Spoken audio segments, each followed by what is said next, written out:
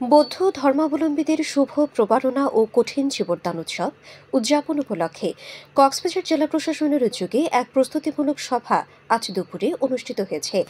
জেলা প্রশাসনের শহীদ এটিএম জাফর আলম সম্মেলন কক্ষে অনুষ্ঠিত এই সভায় সভাপতিত্ব করেন জেলা প্রশাসক মোহাম্মদ সালাউদ্দিন।